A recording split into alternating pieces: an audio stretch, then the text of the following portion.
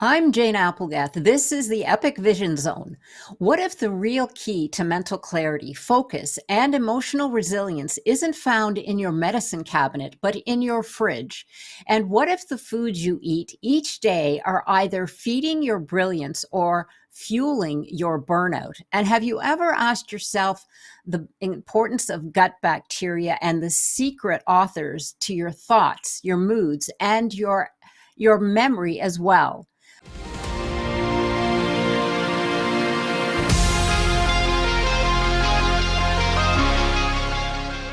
Dr. Verena, MHD, MSc, is a neuro-trained kinesiologist, scientist, and integrative health expert. Fusing Western nutrition with Eastern medicine, she works to guide people back to true vitality across mind, body, and spirit. An acclaimed academic clinician, author, international speaker, and retreat facilitator, her work is a culmination of over 2 decades of groundbreaking research, teaching, and clinical practice. Her celebrated book, Dr. Verena's Kitchen: Eating for Ultimate Health Made Easy, brings this philosophy to life, uniting 5 powerful health protocols into recipes that nourish and delight. Her mission to elevate global health, one person, one plate, and one breakthrough at a time.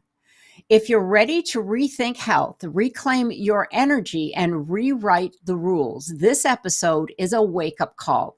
Welcome, Dr. Verena. Thank you so much for joining us here again today.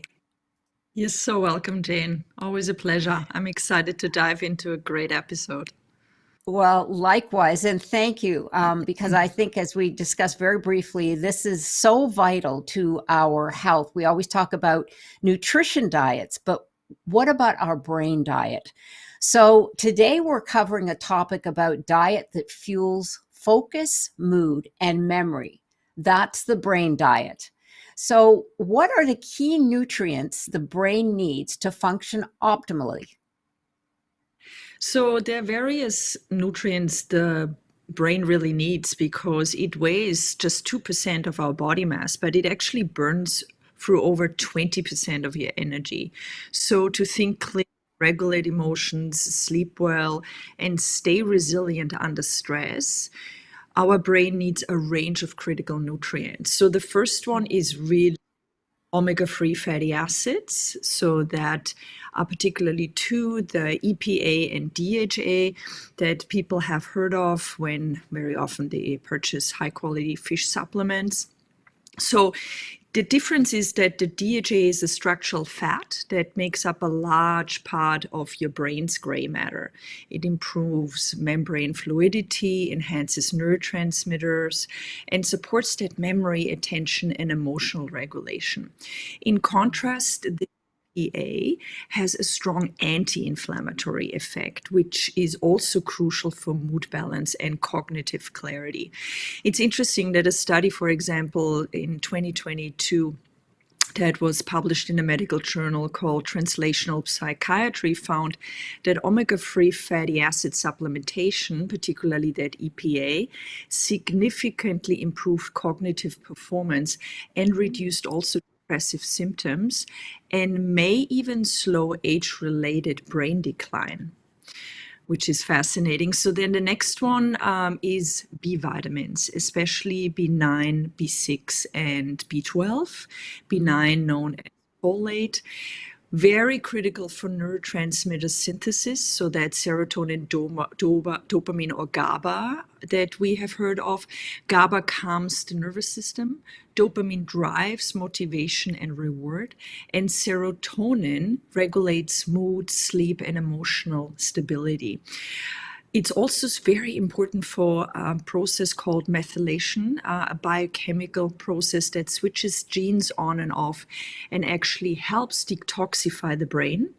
And myelin sheath maintenance, which the myelin sheath is a fatty coating around the neurons that allows fast, smooth electrical signaling. So damage to it can contribute to brain fog, fatigue, and neurodegenerative diseases. So because 50% of the population actually have a gene mutation, like the MTHFR gene mutation, where their ability to convert synthetic B vitamins to the active form is impaired. It's really important that people avoid eating foods that have added, or we call them fortified B vitamins. We see it a lot in the United States and Australia, for example. The grains are sprayed with synthetic folic acid because it's a benefit for 50% of the population, but not for the other 50, because they can actually not activate it to the form they need in the liver. And therefore, I always stress out that it is really important to avoid fortified B vitamin foods, very often the breads, the breakfast cereals, the wraps, and so forth, and just eat clean, great whole food. We like organic beef supplements, eggs, leafy greens, legumes, nutritional yeast are all jam-packed with those B vitamins. The next important is magnesium. Magnesium is really essential for regulating the NMDA receptor, the key player in learning. It supports synaptic plasticity, so the brain's ability to form and prune neural connections. It's calming the nervous system, so modulating that hypothalamus pituitary adrenal axis, HPA axis, one of our stress regulation systems. And again, in 2023, a scientific review showed that magnesium deficiency is linked to increased neuroinflammation, depression, anxiety, and actually cognitive impairment. So really to always get enough magnesium through fruits. We'll mention later what those are. Choline is really important. It's actually part of the B vitamin group. It's a precursor to acetylcholine, a neurotransmitter responsible for learning, memory, and muscle coordination. So it's really important for phospholipid production, which helps to build and repair cell membrane. It's also a key player in methylation that I mentioned before, so important for detoxification and genetic regulation. It's really amazing to help with reducing anxiety, supporting fatty liver repair, and enhance that REM sleep quality.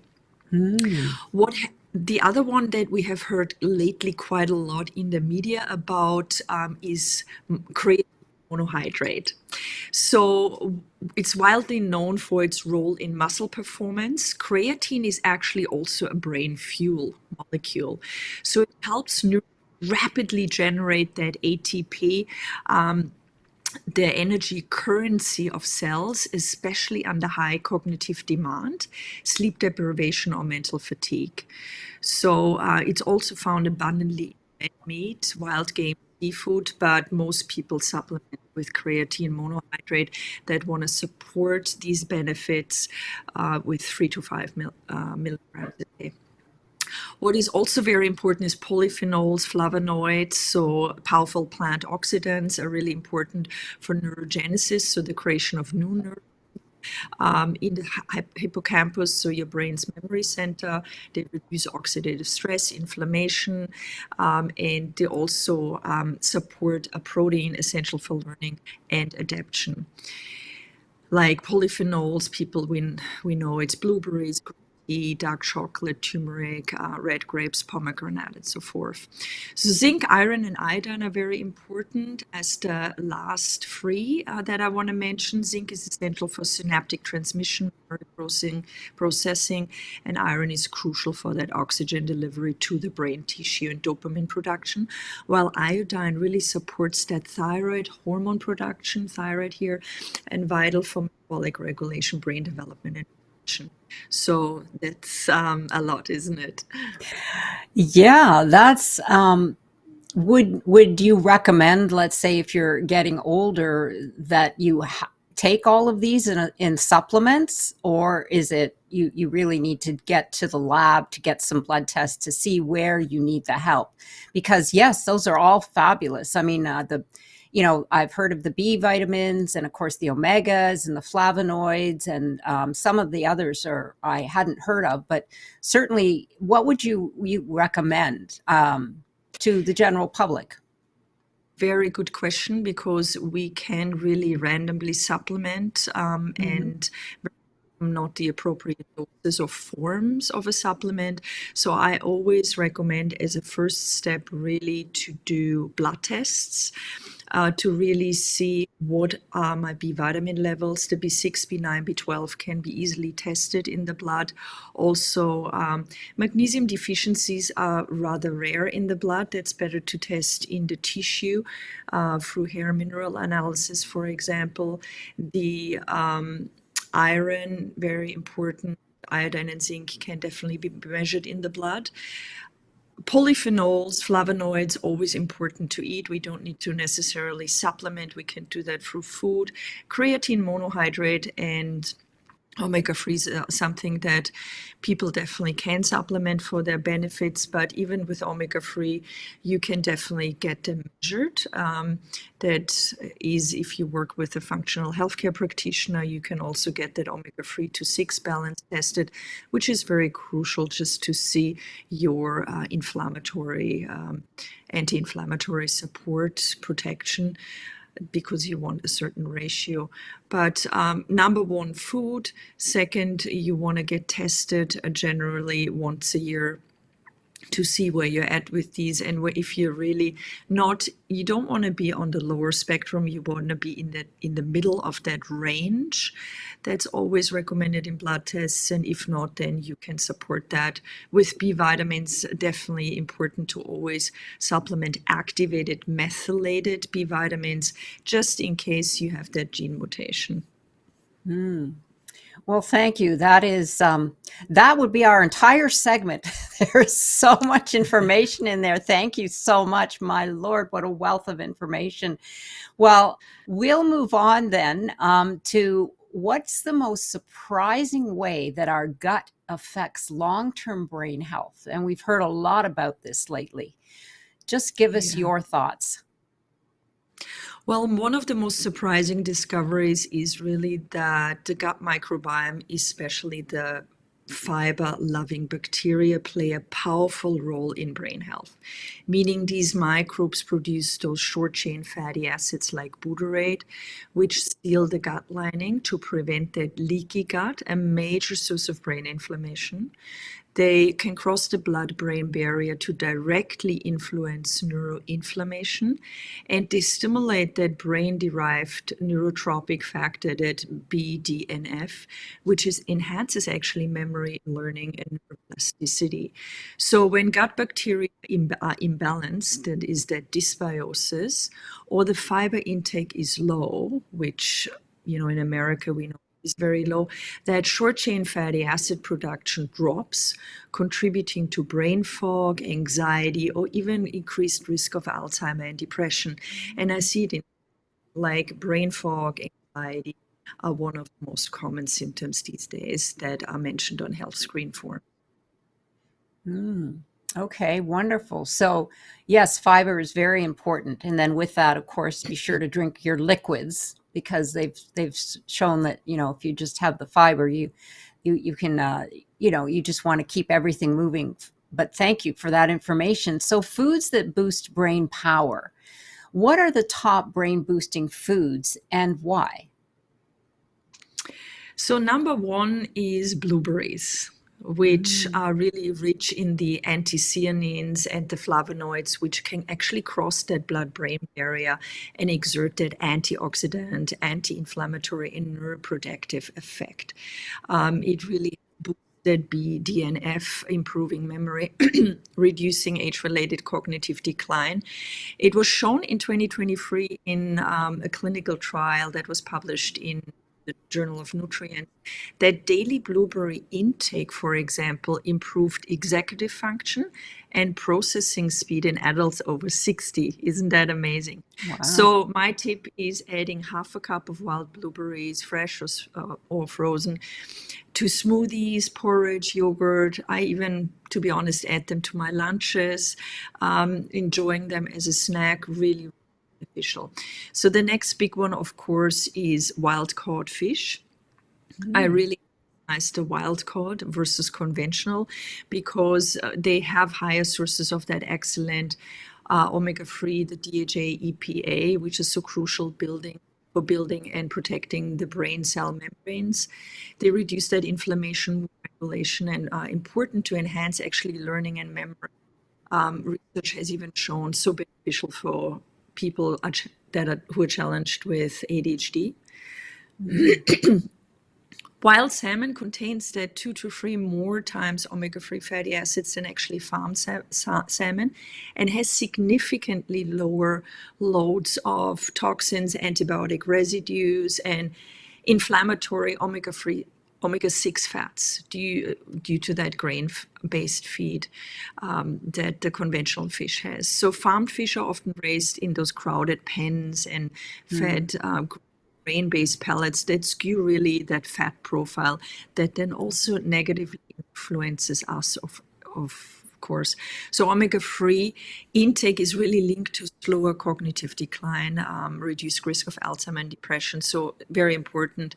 So my tip would be to aim for 3 servings per week, baked, grilled, steamed with lemon and herbs, just easy. And if you supplement, choose high quality brands. They come more often from Northern Europe because they are lower in heavy metals. The next one is egg. Very easy and just a power food, rich source of that choline, B vitamins, and selenium, all vital for brain energy, neurotransmitter production, and membrane structure. So have 2 eggs a day, poached, boiled, scrambled, whatever you like, or add it to vegetable dishes, a great snack start to the day to keep your blood sugar balanced. You can pair it with the next important food, which is dark leafy greens like spinach, kale, rocket, Swiss chard, bok choy. They provide that folate, that vitamin K1, magnesium, nutrients to protect the brain, the structure, and cognition. And really easy. Even you can add it to smoothies, soups, stir fries, salad bases for breakfast, lunch, and dinner. And even pair it with the next one, the extra virgin olive oil, which is so rich in polyphenols and saturated fats, which reduces that neuroinflammation and supports healthy brain vasculature.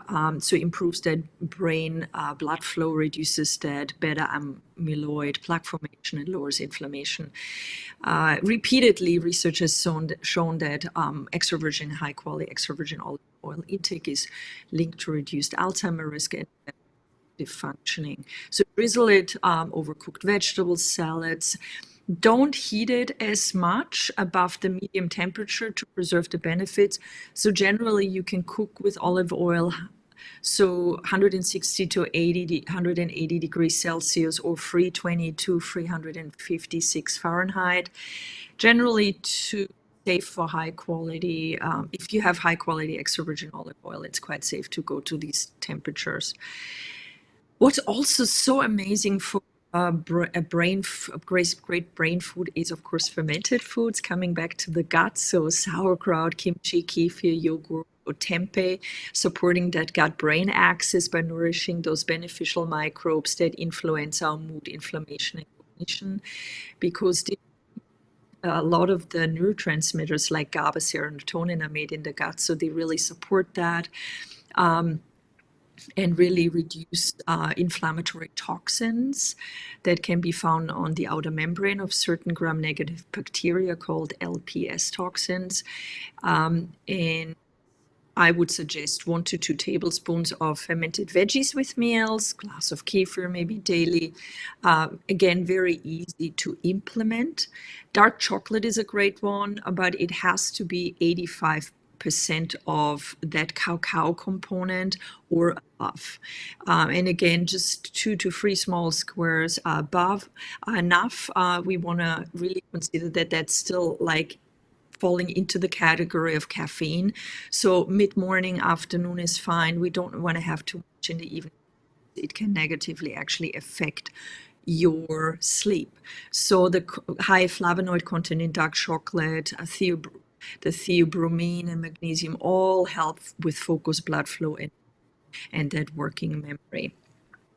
An easy one is also pumpkin seeds, high in that zinc, magnesium, iron for supporting neurotransmitters neurotransmitter balance, attention, mood. So easy to sprinkle on porridge, salads, lunches, blend into smoothies. It's really easy to add. And the last one would be legumes like lentils, chickpeas, black beans. Great for that prebiotic fiber, complex carb, B vitamins, plant-based iron. I'm ready to go for dinner. All those foods I love.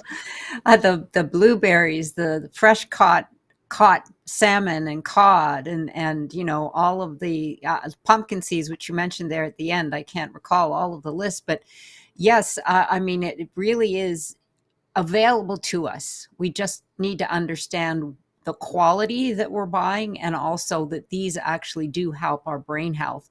So, that being said, what herbs then or spices can support our brain function? So I picked two that we can really integrate easily and well in our daily cooking. So turmeric, active compound curcumin is an one that is very well known these days, a potent anti-inflammatory and antioxidant that crosses that blood-brain barrier. It helps to reduce that amyloid plaque accumulation, improves mood, and protects against neurodegeneration. So we can add it to soup, stir fries, smoothies, even salad dressings, to really get it in a daily basis on a daily basis. So just in salad dressings, a quarter of a teaspoon. Just keep adding it to your dishes, and combine it with a bit of black pepper, or when you cook with oil, a fat source for better absorption. Rosemary is also a great one to grow garden to use. I even grew the turmeric in the garden. It's very easy. It's actually a pretty little kind of palm leaf that comes up. So the rosemary contains that carnosic acid and rosmarinic acid, which have neuroprotective effects.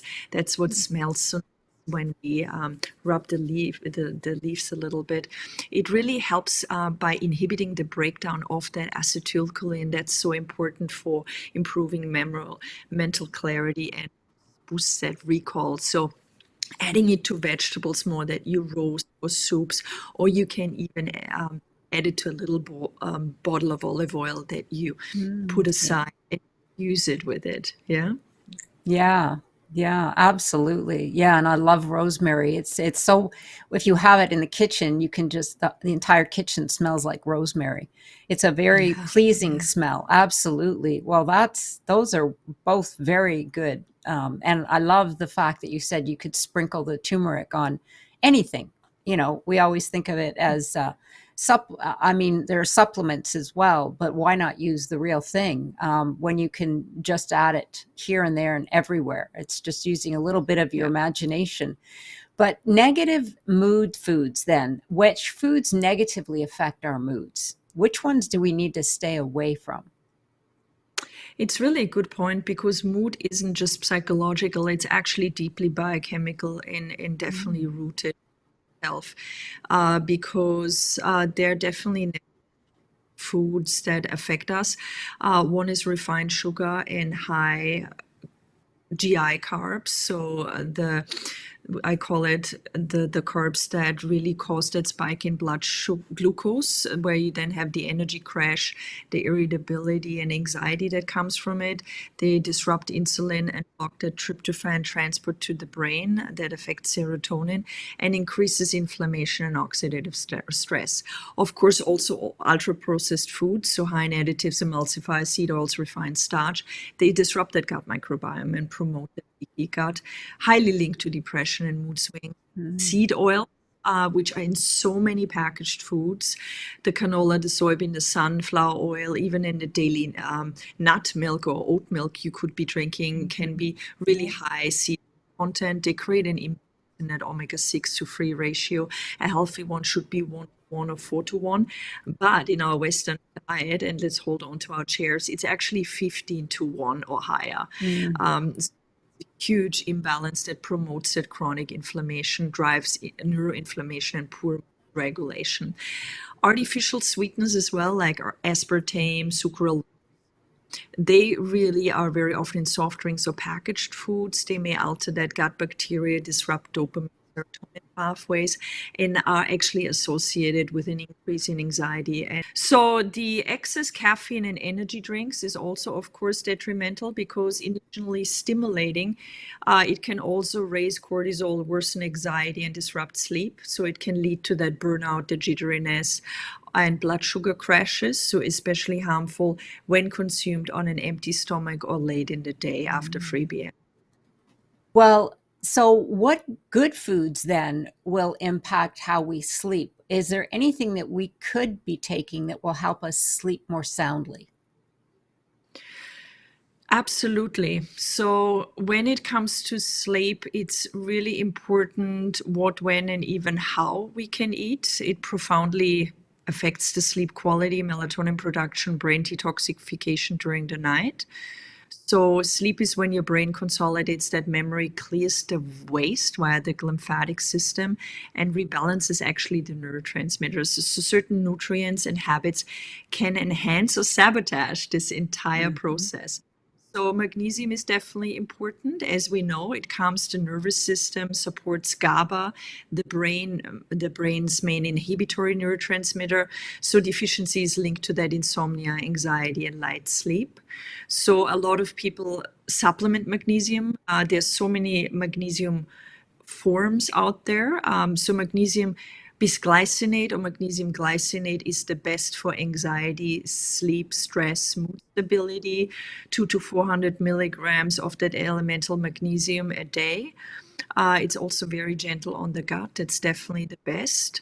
But also B6, so foods like chickpeas, beef, liver, turkey are important because that helps indirectly with melatonin production. Zinc also helps indirectly with melatonin synthesis and sleep regulation. So again, oysters, high quality grain-fed, finished beef or pumpkin seeds are high in zinc to help. Tryptophan-rich foods like very important pumpkin seeds, oats, eggs, turkey again.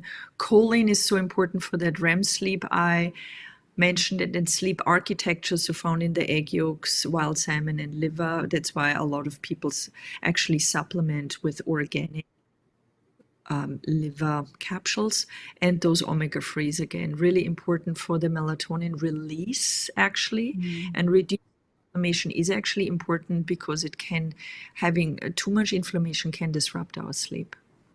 Right, right. Well, thank you for those tips. Yes, absolutely, because sleep is something that a lot of us struggle with, and we know that's one of the big keys to optimal health. So, stress, burnout, and brain resilience. How does nutrition influence our stress response?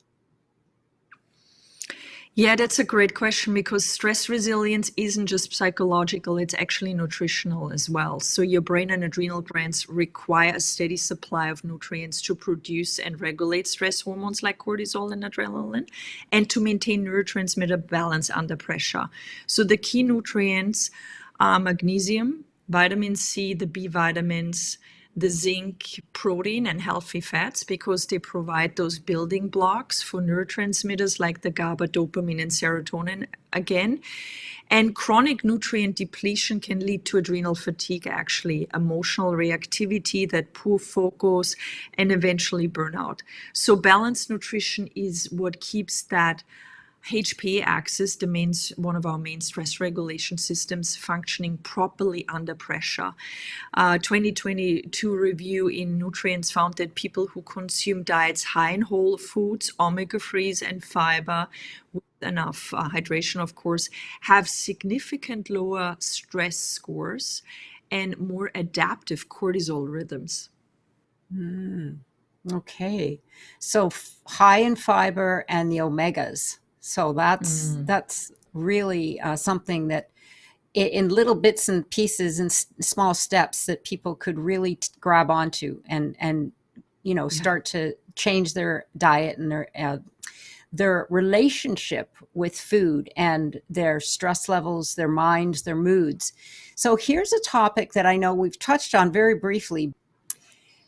So here's a study that was done in 2023 by one of the medical journals, and it linked frequent energy drinks to high rates of anxiety, poor sleep quality, and emotional dysfunction in young adults, particularly, because I know a lot of them use these things. So, share with us the effects of these energy drinks and the excess caffeine on the brain chemistry and well being.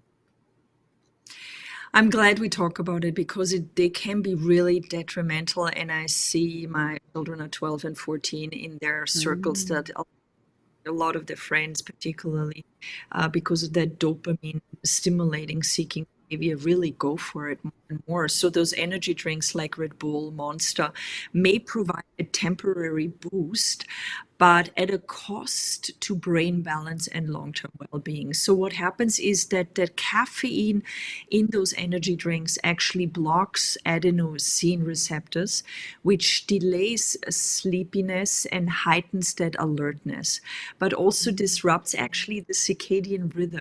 So, leading to poor sleep, anxiety, and a dependency. So, a single can may contain 200 to 300 milligrams of caffeine. That's 2 to 4 coffees in one hit.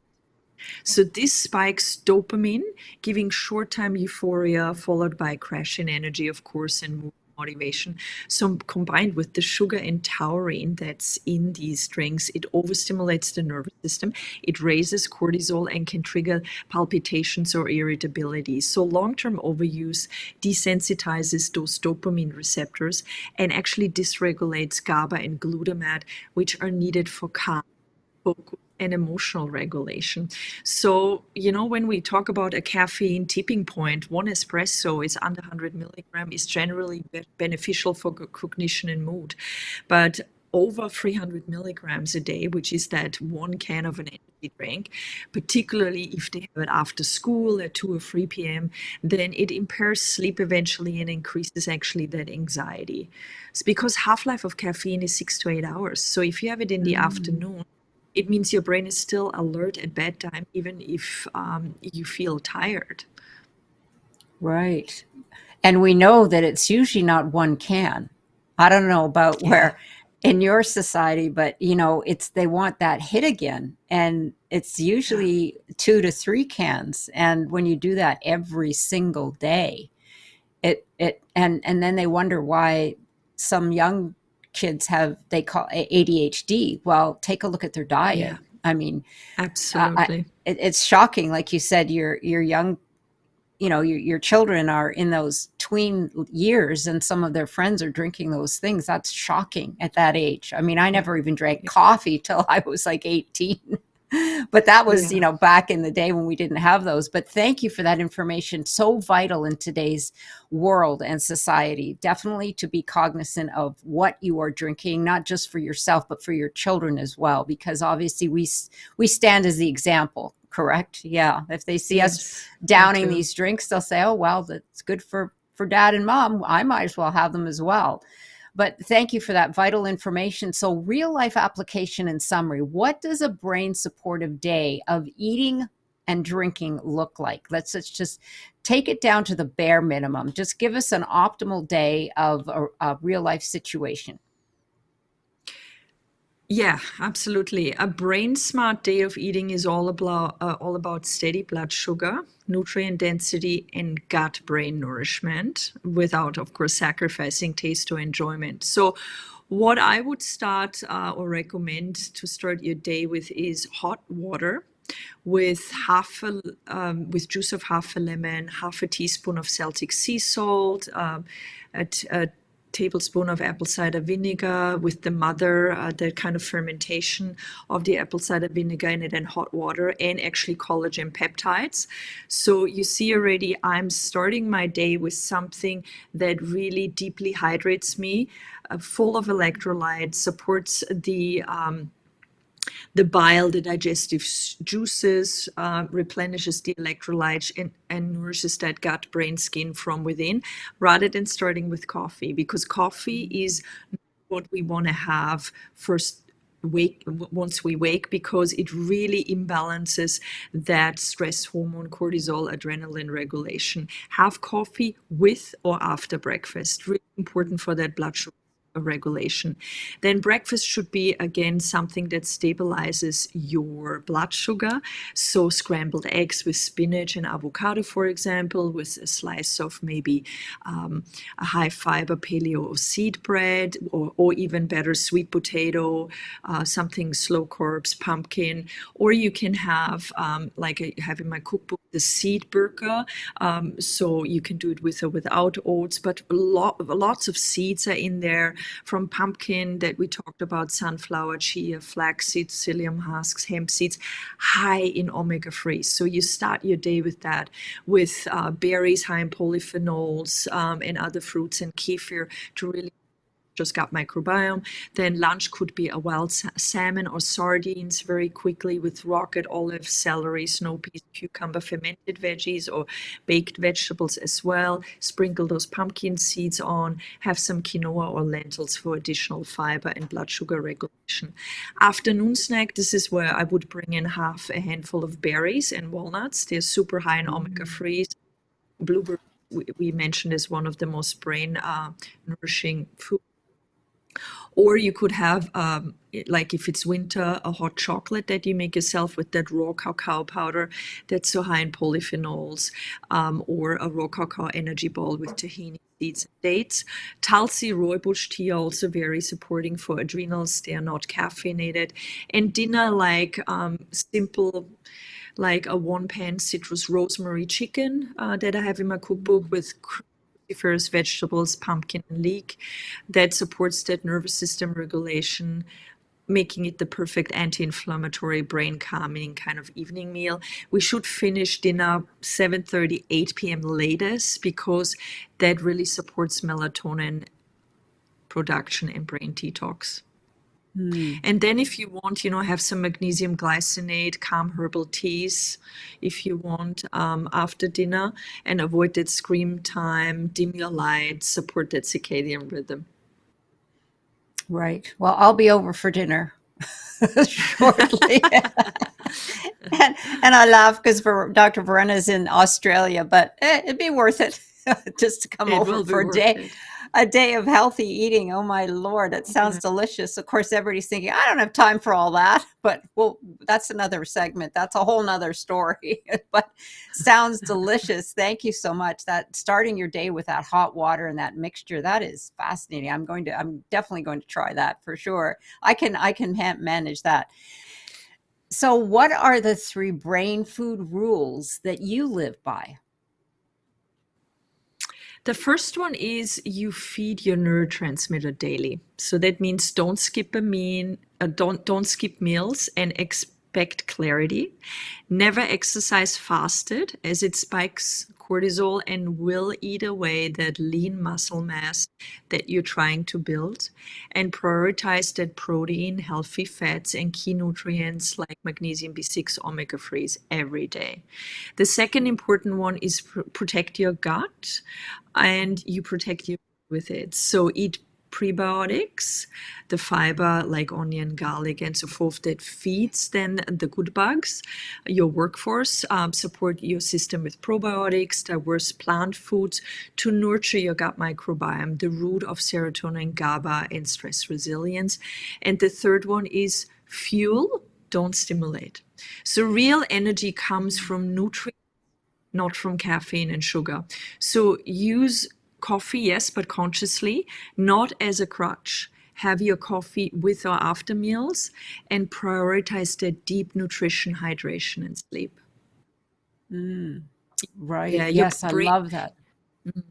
your brain is always listening what you eat. So if you want better focus, calmer moods, and long-term mental clarity, it starts with your plate. I love that. That is a takeaway. Your brain is always listening to what you eat. Start with what's on your plate. That is, yes, absolutely. Thank you for that. Well, in closing, if listeners want to improve just one thing for their brain starting tomorrow, what would it be? I would say start with your breakfast. So ditch the sugar, the carbs, meaning just the slice of toast or the cereal, and build your first meal around protein, healthy fats, fiber, and color. So eat the rainbow already at breakfast. That whole notion that breakfast has to be a cereal bowl is really not ideal for our brain health.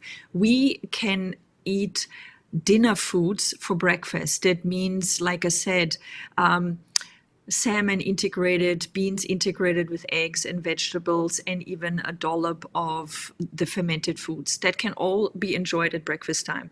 Hydrate well with water, ideally with Celtic sea salt in it to replenish those electrolytes. Have your coffee with breakfast or after, and this is all going to stabilize your blood sugar, balancing your cortisol, and feeds that microbiome, and it sets the tone for a focused, resilient brain all day long. Absolutely. I love that. And that's very doable. It's just a matter of Yeah. getting into that healthy habit and having Yeah. those healthy supplies available. So yeah, get your grocery list and get out there and buy them, because it's going to make a big difference for sure. Well, thank you for that. So briefly tell us, our audience, about your book. Now this can be, I know that we've covered this before, but I do have Dr. Verena's book, and I love it. So just give our audience an idea of, what's in there and how they can benefit from some of the protocols that you have in there. Yeah, Dr. Verena's Kitchen, Eating for Ultimate Health Made Easy, is really the first book to have 5 healing levels incorporated. So that means protocols like gluten-free, sugar-free, dairy-free, but also adaptable for paleo, low FODMAP, or low histamine. So it's over 100 recipes that are really easy, approachable, delicious for the whole family, where you can really start to improve your brain health, but also your overall health. So it doesn't matter where you want to start. It has one simple purpose: to help you and your family eat for ultimate health in a sustainable, easy, and delicious way. Wonderful. Well, thank you so much. So where can our audience connect with you? And I know we'll have this all on the bio pages. They can connect with me via Instagram. It's just Dr. Verena, so written out DocTorVerena. That's probably the best, but also my website, which is just Dr. Verena written out, as I mentioned. And yeah, they can even sign up to my newsletter if they want monthly health hacks, healing protocols. It's all there. Okay, wonderful. And if there was one message, Dr. Verena, that you could share with the world, what would it be? I would say your symptoms are not your identity. They are signals. So you listen with curiosity, they will lead you to deep healing and powerful transformation. That's beautiful. Thank you. You're Thank you so welcome. much for that. So again, thank you for joining us here today. And once again, for information and to connect with the Dr. Verena, go to the Epic Vision Zone bio pages, where you will find all of her social media and direct contact information. And be sure to follow me on Instagram at Jane Applegath. Look me up at janeapplegath.com, and be sure to subscribe to the Epic Vision Zone on YouTube, Spotify, iTunes, and all other streaming platforms. Sending you much love and gratitude. This is the Epic Vision Zone, the ultimate source for extraordinary transformation.